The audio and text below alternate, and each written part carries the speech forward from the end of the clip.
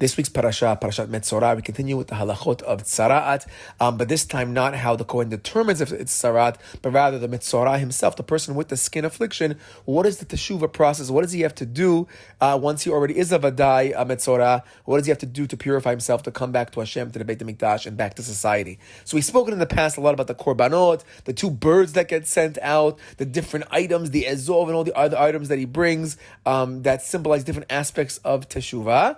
But I was thinking of a different idea. Even our last week's parasha focused heavily on the Kohen, and the Kohen has to diagnose the problem, and Hadafka has to be a Kohen, not a Tamid Chacham. We've also spoken about ideas, midah keneg midas over there. But this week's parasha as well, when we have the teshuvah process, from the very first pasuk of our parasha, you have to bring him to the Kohen. So it's wondering, why is the Kohen the guy that's so important in bringing the teshuvah process? So I was thinking, maybe it's partially has to do with the zechut of Aharon, because we know the most famous reason given for tzarat. There's a bunch of reasons brought down in the Gemara, but the most famous one brought down by Hazal is lashon hara, that the person speaks negatively about somebody else. I was thinking, Aharon HaKohen, what is he known all about? Aharon, the first Kohen, the Kohen Gadol of the Jewish people, he's known to be the Ohev Shalom, the Rodev Shalom. He's the one that's bringing people close together. And how do you do that? By speaking nicely about each other. And he would go up to people, and part of the Midrashim that explained how he would make peace with each other, it was through good speech and talking about how great of a person you are. Oh, I haven't seen you so long. Just talking so nicely was a way to bring ahadut. And we know lashon hara, the biggest thing it does is it makes separation. That's one of the midah keneg midas. Why this guy has to go into bidud, he has to be isolated and he has to leave society. So Aharon HaKohen, part of his being Ohev Shalom, Rodef Shalom, that I thought maybe is part of the reason why he's needed, or the Kohanim in general, in his zechut are the ones needed to bring about the full teshuvah.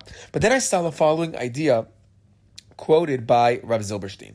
So he says as follows: there's another thing that Aharon was known for, and we know the zechut of Aharon brought the ananei kavod, the clouds of glory that protected us on all sides, that made sure that we were safe in the desert. Where did those clouds come from? So we know it's zechut of Aharon. But says Rav Zilberstein the following idea. So he asks, where do those ananei kavod come from? He says, you should know, the ananei kavod, they weren't this super miraculous thing that you think about. He says, rather, we could actually create it ourselves. How? And here's the big chidush. He quotes the Siftei Tzaddik, says the Siftei Tzaddik the following idea. He says that, where did the clouds come from? The clouds came from the mouths of two people who loved each other and spoke nicely to each other, and the breath of air that came out when they were speaking nicely and positively, the vapor from each other's mouths, they came together. When they joined together, that formed clouds. And he says Aharon HaKohen was known for the Ohev Shalom, Odev Shalom, of making the peace among the people. So when everybody came together and they were speaking so nicely to each other, so all the vapor of their mouths, that's what miraculously came together. 600,000 Jews, the vapor of each other came together. That was the ananei kavod.